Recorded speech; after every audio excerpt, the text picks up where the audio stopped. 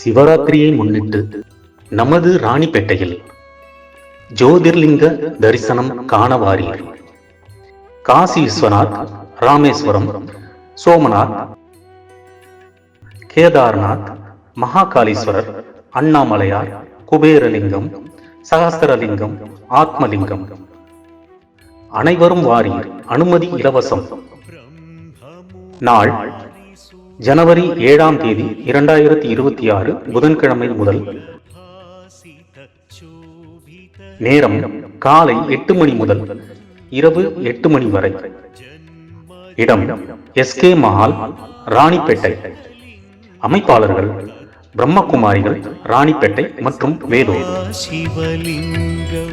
5 நாள் தொடர்ந்து நடக்கும் இந்த ஆன்மீக விழாவில் உங்கள் குடும்பத்தினருடன் கலந்து கொண்டு தெய்வீக அனுபவம் பெற்று இறைவன் சிவபெருமானின் ஜோதி தத்துவத்தை உணருங்கள். ஓம் நம சிவாய.